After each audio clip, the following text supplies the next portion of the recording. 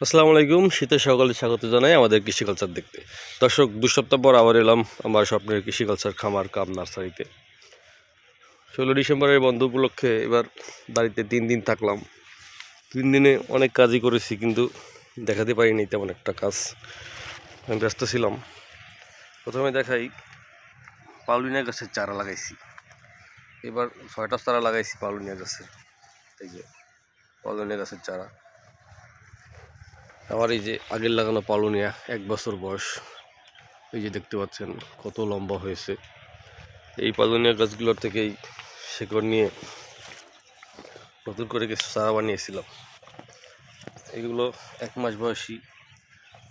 এই যে দেখতে পাচ্ছেন 1 মাস বয়সী পাউলিনিয়া চারা। এই যে আর নতুন করে যে লাগাইছি সেগুলো আছে, কিছু পাতা ঝরে গেছে, যে পাউলিনিয়ার পাতা ঝরে গেছে।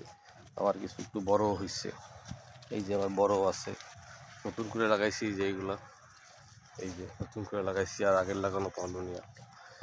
এটা হচ্ছে লোহা কাঠ গাছ, এরকম 2টা আছে। আর বাঁশ গাছগুলো দেখাই। এই যে গত বর্ষায় লাগানো বাঁশ গাছগুলো আগা বেরোচ্ছে, এই যে এরকম। এটা হচ্ছে বেত। একটা গাছ দেখায়, আকাশ ডিঙা। গাছটা একটা ডাল ভেঙে গেছে। এই যে এটা হচ্ছে আকাশ ডিঙা বা কানাই ডিঙা গাছ। আমার এই খামারে এটা হচ্ছে দই গোটা।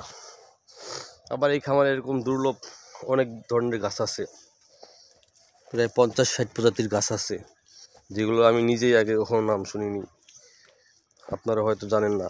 আস্তে ধীরে সবগুলোকে দেখাবো।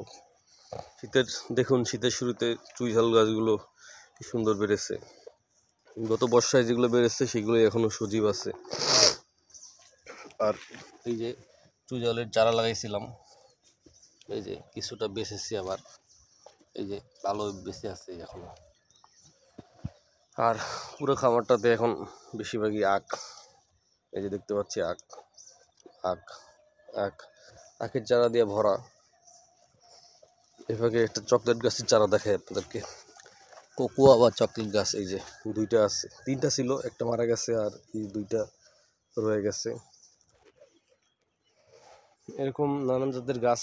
সমস্যা হইলো এই গাছগুলো এখানে টিকিয়ে রাখা, কারণ মাটি এখন শুকনা, শীতকাল, পানি দিতে হয়। আমি আসছি 2 সপ্তাহ পর, এসে 2 দিন ধরেই পানি দিচ্ছি। পানি দিতে দিতে আমি ক্লান্ত হয়ে গেছি, কারণ প্রচুর পানি দিতে হয়। পাম্প দিয়ে, হাই স্পিড মোটর দিয়ে পানি দিয়ে যাচ্ছি। পানির কোনো বিকল্প নাই। আমি 2-3 মাস এরকম পানি দিয়ে রাখতে হবে, নাহলে গাছগুলো বাঁচানো কঠিন। যদিও এই পরের বার আসতে আমার প্রায় 20 দিন লাগবে। দেখুন মাশাআল্লাহ কত সুন্দর বড়ই হয়েছে। এগুলো আপেল কুল। এরকম বড়ই প্রচুর পরিমাণে হয়েছে। কিছু পাখি তো ওই যে খেয়ে ফেলতেছে, তার খাক তার বড়। প্রথমবার যেহেতু বড়ই হয়েছে, চমৎকার লাগছে দেখতে। আর পুকুরটাতে একদম ময়লা টয়লা দিয়ে ভরে রাখছি, যাতে কেউ মাছ না ধরতে পারে। আপনারা নিশ্চয়ই জানেন যে আমার পুকুরে সব মাছ কেবা কারা চুরি করে নিয়ে গেছে রাতের আধারে। এই যে বাঁশখুঁটি পোতা ছিল, এই সব বাঁশখুঁটি তুলে তারা নিয়ে গেছে মাছ ধরে রাতের আধারে। লাভ হয়েছে। যেহেতু আমার আব্বা আম্মা বাড়িতে থাকে না, আমিও আসি অনেক দিন পর পর, তাই এই খামারটাকে দেখভাল করা এখন আমার জন্য কঠিন হয়ে দাঁড়িয়েছে।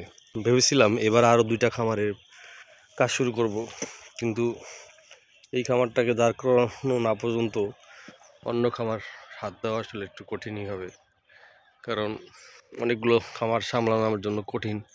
যেহেতু আমি এখানে থাকি না, কিছুদিন পর পর ঢাকা থেকে এসে খামারের যত্ন নেই, তাই আসলে আমার খামার দেখভাল করা একটু কঠিনই। তার